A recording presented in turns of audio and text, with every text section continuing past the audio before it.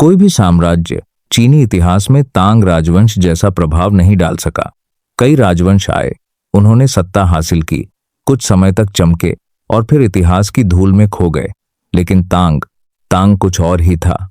यह सिर्फ एक राजवंश नहीं था, बल्कि शक्ति, संस्कृति, महत्वाकांक्षा और आत्मविश्वास का वह क्षण था जब चीन ने खुद को दुनिया के केंद्र के रूप में देखा और दुनिया ने भी उसे उसी रूप में स्वीकार किया। इतिहासकार अक्सर तांग काल को चीन का स्वर्ण युग कहते हैं, और जब आप इसके सबूत देखते हैं तो इस निष्कर्ष से असहमत होना मुश्किल हो जाता है। हम एक ऐसे साम्राज्य की बात कर रहे हैं जो अपने चरम पर पूर्व में कोरियाई प्रायद्वीप तक, पश्चिम में मध्य एशिया के गहरे इलाकों तक, उत्तर में स्टेपी क्षेत्रों तक और दक्षिण में उत्तरी वियतनाम तक प्रभाव रखता था। एक ऐसा राज्य जिसकी राजधानी चांगान अपने समय में दुनिया का सबसे प्रभावशाली, सबसे बड़ा और शायद सबसे बहुसांस्कृतिक शहर थी। एक ऐसी सेना जिसने केवल सीमाओं की रक्षा नहीं की, बल्कि पूरे एशिया की शक्ति संतुलन को बदल दिया। और एक ऐसा दरबार जहां कविता, दर्शन, धर्म, व्यापार, संगीत, कूटनीति और युद्ध सब एक ही राजनीतिक व्यवस्था के भीतर जीवित थे। लेकिन हर महान साम्राज्य की तरह तांग की कहानी भी सिर्फ वैभव की कहानी नहीं है। यह पुनर्निर्माण की कहानी है, यह क्रूर सत्ता संघर्ष की कहानी है, यह महत्वाकांक्षा की कहानी है, और यह चेतावनी की भी कहानी है कि जितना बड़ा साम्राज्य बनता है उतना ही कठिन हो जाता है उसे स्थिर बनाए रखना। तो आइए चलते हैं 7वीं सदी के आरंभ में एक ऐसे चीन में जो बिखरा हुआ था, थका हुआ था और स्थिरता के लिए तरस रहा था। साल 618। चीन ने अभी दशकों की अशांति, युद्ध और राजनीतिक असफलताओं का बोझ झेला था। उससे पहले का सुई राजवंश, जिसने कुछ समय के लिए चीन को फिर से एकीकृत किया था, अपनी ही महत्वाकांक्षाओं के बोझ तले टूट चुका था। विशाल निर्माण परियोजनाएं जैसे ग्रैंड कैनाल, लगातार सैन्य अभियान और भारी कराधान, इन सब ने जनता को तोड़ दिया था। लाखों किसानों पर श्रम का बोझ डाला गया। सैनिक अभियानों ने अनगिनत परिवारों को तबाह कर दिया, और राज्य जो खुद को महिमा मंडित करना चाहता था, धीरे धीरे जनता की नफरत का केंद्र बन गया। जब कोई राजवंश सिर्फ आदेश देता है लेकिन राहत नहीं देता, सिर्फ निर्माण करता है लेकिन जीवन नहीं बचाता, सिर्फ युद्ध करता है लेकिन शांति नहीं लाता, तो उसका पतन केवल समय की बात रह जाती है। सुई का भी यही हुआ।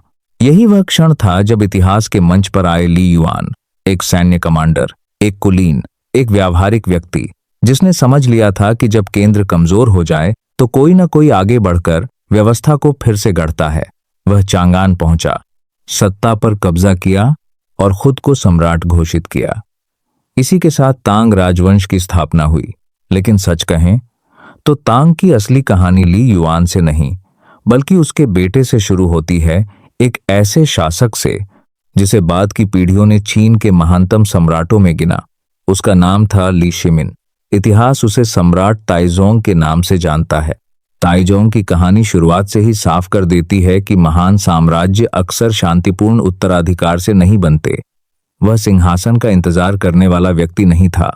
626 में सत्ता संघर्ष अपने चरम पर पहुंचा। राजकुमारों के बीच प्रतिस्पर्धा थी, दरबार षड्यंत्रों से भरा था, और ली शिमिन ने वह किया जो किसी भी महत्वाकांक्षी लेकिन निर्मम राजनेता से अपेक्षित होता है। उसने निर्णायक हिंसा का रास्ता चुना। उसने अपने भाइयों को खत्म किया, अपने पिता पर दबाव डाला और खुद सत्ता संभाली। यह कहानी सुनने में क्रूर लगती है, और थी भी, लेकिन इतिहास सिर्फ यह नहीं देखता कि कोई शासक सत्ता तक कैसे पहुंचा। इतिहास यह भी देखता है कि सत्ता मिलने के बाद उसने क्या बनाया, और ताइजोंग ने जो बनाया उसने चीन की दिशा बदल दी।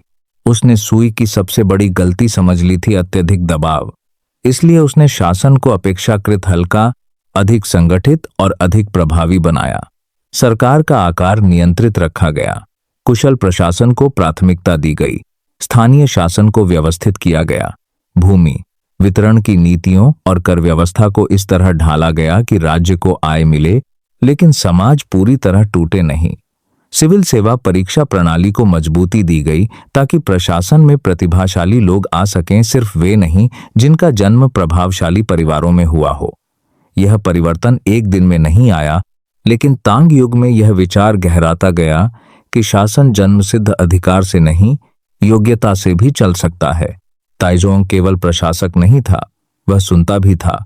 कई चीनी इतिहासकारों ने उसकी छवि एक ऐसे सम्राट के रूप में बनाई है जो अपने मंत्रियों से बहस कर सकता था, आलोचना सुन सकता था और राज्य को नैतिक तथा व्यावहारिक दोनों आधारों पर चलाना चाहता था।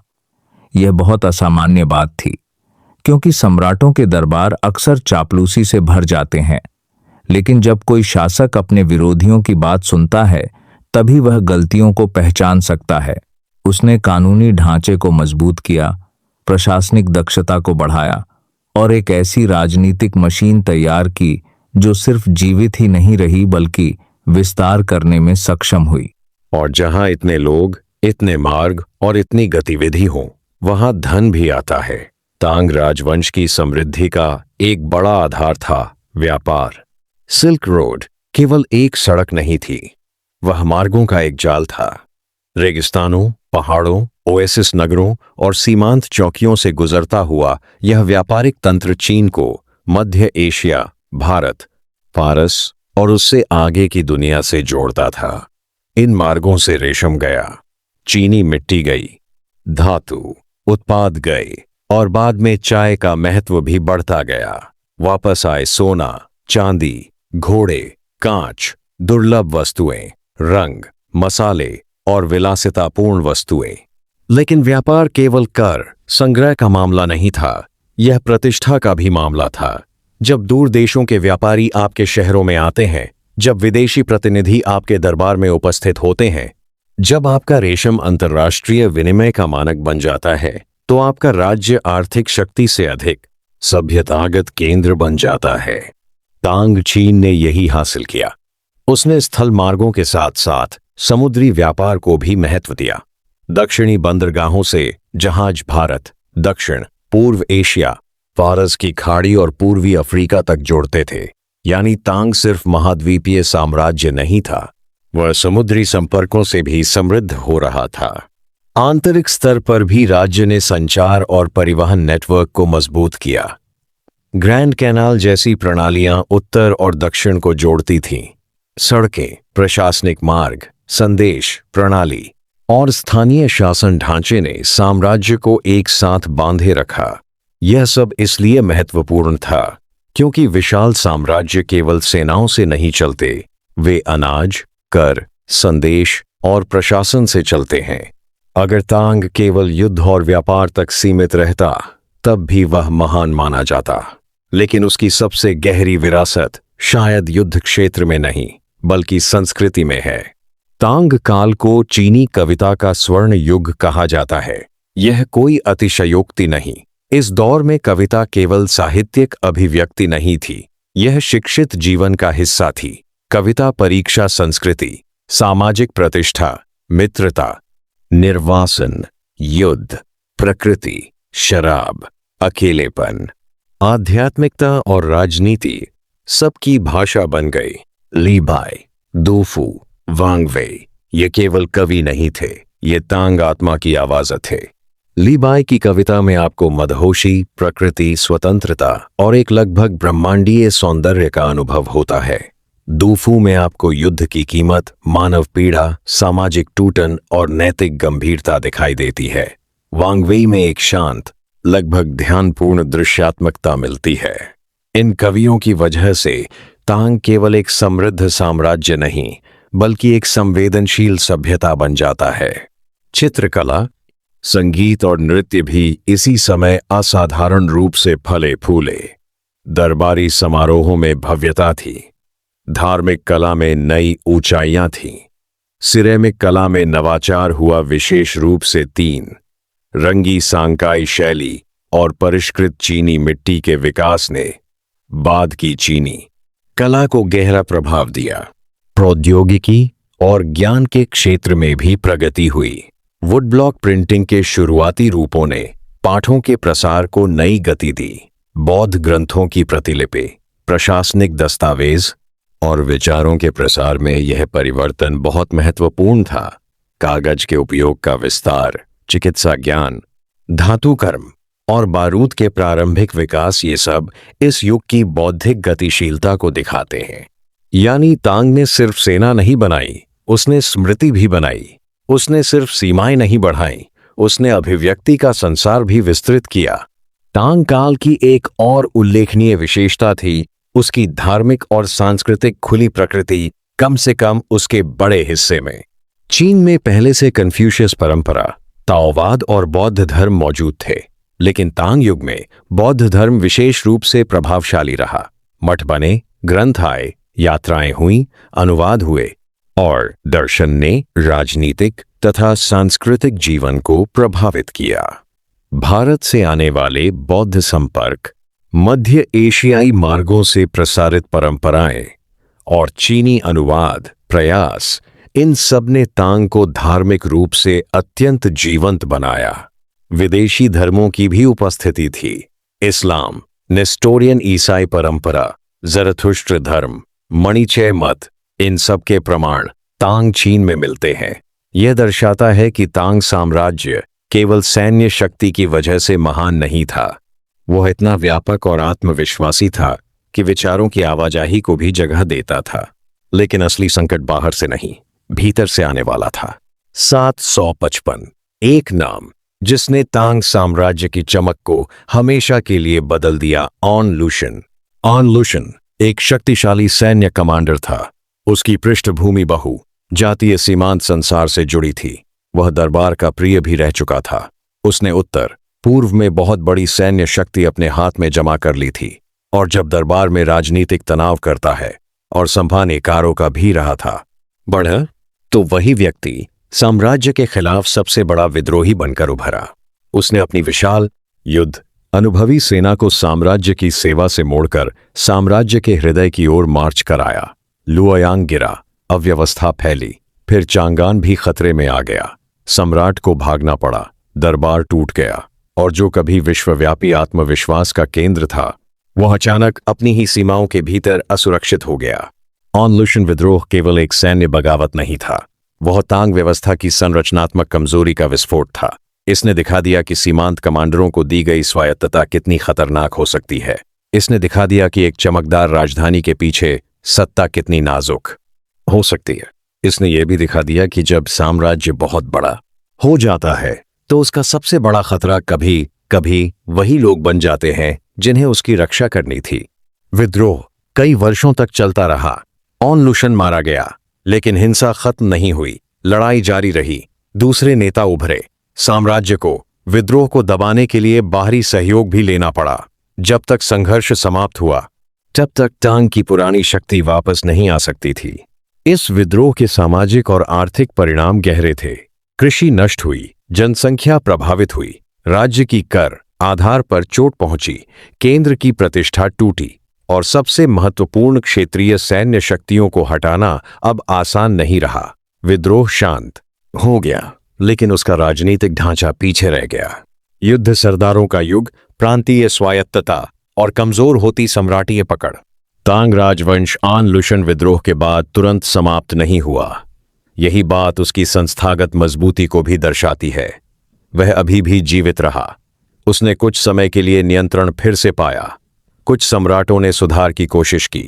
केंद्र ने प्रांतों पर अधिकार वापस लाने का प्रयास भी किया, लेकिन जो कुछ टूट चुका था वह पूरी तरह पहले जैसा नहीं हो सकता था। दूसरी छमाही में राजसत्ता लगातार चुनौतियों से घिरती गई। क्षेत्रीय शक्तियां बढ़ती रहीं। दरबार की राजनीति जटिल होती गई। दरबारी गुटबाजी, हिजरों का प्रभाव, वित्तीय कठिनाइयां, स्थानीय विद्रोह, ये सब तांग के अंतिम चरण की पहचान बन गए। तांग के शुरुआती काल की कॉस्मोपॉलिटन ओपननेस भी धीरे धीरे सिकुड़ने लगी। विदेशी प्रभावों के प्रति उत्साह की जगह कई क्षेत्रों में संदेह ने ले ली। 842 से 846 के बीच विदेशी धर्मों और विशेषकर बौद्ध संस्थानों पर कठोर कार्रवाई ने यह स्पष्ट कर दिया कि साम्राज्य अब पहले जैसा आत्मविश्वासी नहीं रहा। जब राज्य मजबूत होता है वह विविधता को आत्मसात कर लेता है। जब राज्य कमजोर होने लगता है तो वही विविधता उसे खतरा लगने लगती है। 9वीं सदी के उत्तरार्ध तक राजवंश की पकड़ और ढीली पड़ गई। बार बार विद्रोह हुए, स्थानीय शक्तियां स्वतंत्र होने लगीं और अंततः 907 में तांग राजवंश का अंत हो गया। उसके बाद चीन विखंडन के एक और दौर में प्रवेश करता है, जिसे बाद में 5 राजवंश और 10 राज्यों के काल के रूप में जाना गया। तो फिर सवाल यह है, क्या तांग वास्तव में चीन का सबसे महान, सबसे शक्तिशाली, सबसे प्रभावशाली राजवंश था? अगर सबसे महान का अर्थ केवल सबसे लंबे समय तक टिके रहना होता तो उत्तर अलग हो सकता था। अगर सबसे महान का अर्थ केवल सबसे अधिक केंद्रीकृत प्रशासन होता तो कोई और राजवंश दावेदार बन सकता था। अगर सबसे महान का अर्थ केवल बाद की तकनीकी उपलब्धियां होता तो भी बहस संभव थी। लेकिन अगर हम शक्ति, विस्तार, अंतर्राष्ट्रीय प्रतिष्ठा, सांस्कृतिक चमक, शहरी जीवन, व्यापारिक ऊर्जा, कूटनीतिक पहुंच और सभ्यतागत आत्मविश्वास, इन सबको एक साथ देखें तो तांग को शीर्ष दावेदारों में नहीं बल्कि बहुतों की नजर में सबसे ऊपर रखना कठिन नहीं है। तांग ने चीन को केवल एकीकृत नहीं रखा, उसने उसे आकर्षक बनाया। उसने केवल सीमाएं सुरक्षित नहीं कि, उसने उन्हें आगे बढ़ाया। उसने केवल कर वसूला नहीं, उसने व्यापारिक दुनिया को अपने चारों ओर संगठित किया। उसने केवल दरबार नहीं सजाया, उसने कविता, धर्म, कला और विचार को नया आयाम दिया। उसने केवल सेना नहीं रखी, उसने ऐसी वैधता बनाई कि दूसरे शासक भी उसे व्यापक एशियाई शक्ति व्यवस्था में मान्यता दें। हाँ, वह अंततः गिरा। हाँ, उसकी सीमाएं टिक नहीं सकीं। हाँ, उसके भीतर से विद्रोह फूटा। लेकिन शायद यही बात उसकी कहानी को और महान बनाती है, क्योंकि तांग हमें यह दिखाता है कि सभ्यता का शिखर कैसा दिखता है और यह भी कि उस शिखर को संभालना कितना कठिन होता है। तांग राजवंश केवल चीन के इतिहास का एक अध्याय नहीं है, वह एक मानक है, एक तुलना बिंदु, एक ऐसा युग जिसकी ओर बाद की पीढ़ियां देखती रहीं और पूछती रहीं, क्या फिर कभी ऐसा समय आएगा जब चांगान की सड़कों पर दुनिया चलती थी, जब कवि सम्राटों के युग में अमर हो रहे थे, जब रेशम, धर्म, घोड़े, विचार और साम्राज्य एक ही मानचित्र पर मिल रहे थे, जब चीन सिर्फ एक राज्य नहीं, एक विश्व व्यवस्था जैसा दिखाई देता था। वह समय था तांग। और शायद इसीलिए चीनी इतिहास में बहुत कम नाम ऐसे हैं जो तांग जितनी गूंज पैदा करते हैं। यह शक्ति की कहानी है, यह संस्कृति की कहानी है, यह महत्वाकांक्षा की कहानी है और यह पतन की कहानी भी है।